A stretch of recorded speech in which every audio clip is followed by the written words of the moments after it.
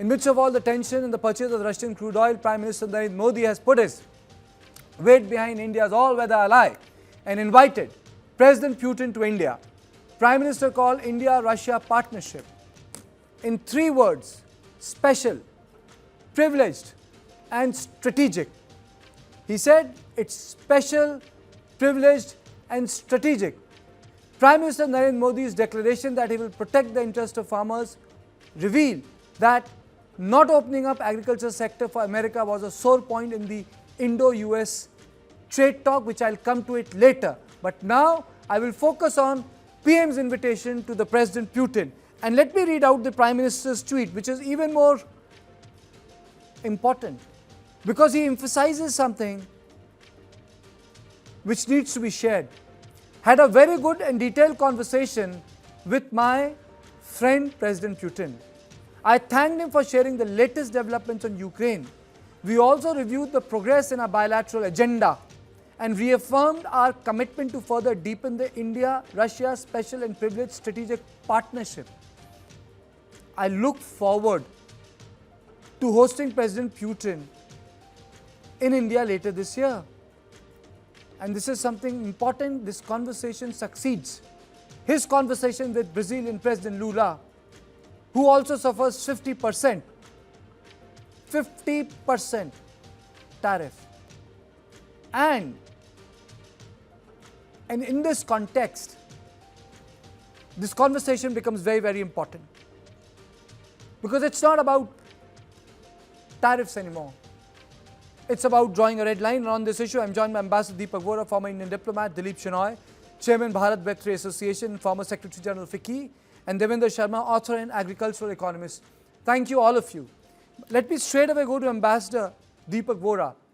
So if you were to have heard the word special, privileged and strategic, so please decode this conversation for our viewers as to why this conversation was released in public, because yesterday it became very evident that Putin is coming to India, Doval is in Moscow, his bite was on record. So this conversation could have been done away with. You have served in the Indian government at various positions. You know diplomacy. Decode it, sir. Well, thank you very much. I see my colleague from FICCI, former colleague, is also there. He's brilliant. He'll tell us a lot more about this, and always a privilege to be on your channel. The first thing I want to say, sir, that you mentioned these 3 words. First of all, this is a message addressed to the President and to all Russians. I would just like to say, Dobro pozdravlovat v Indiu, Vladimir Putin, which translates into welcome to India, Vladimir Putin. You have talked about the strategic aspect, you've talked about special privilege. Look, we are looking at trade, we're looking at energy, we're looking at investment, we're looking at defense. So that takes care of the strategy, that takes care of the privilege, that takes care of the special relationship that we have. Has the Russians ever let us down? Have we ever let them down? No, never, never, never. Has the Americans let us down? Far too many for me to remember. Sir, it's my conviction, having served all across the world and in many post-Soviet countries and the United States, that this oil business is all rubbish, that we are buying oil from Russia and we should stop. Let's assume for a moment we stop. Next thing will be stop buying defense from Russia.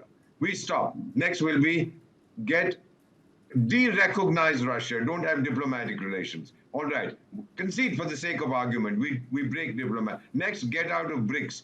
There's no limit to Donald Trump's arrogance and avarice, sir. India can't do this. This fellow grew up, and give me a moment, sir, let me complete what I'm saying. The target is India's agriculture. Donald Trump grew up in the late 60s. When I was growing up, sir, when I was an overgrown teenager, I don't know whether you were too young. Ask your parents, 66, 67, the rains failed. I'm 74 years young, and I remember we were told not to eat on Mondays to conserve grains. Sir, 80 Mondays in 1966, 67, I have slept hungry. The Americans gave us wheat. We imported 9 and 11 million tons. We paid for the ships that brought it. And the then President of the United States, look at the arrogance of these fellows. He would personally approve every shipment, and he would do it after there was a call from India, from Mrs. Gandhi. They had said, the Americans said the Indian leader had come begging for wheat, etc. People talk about living from hand to mouth, sir.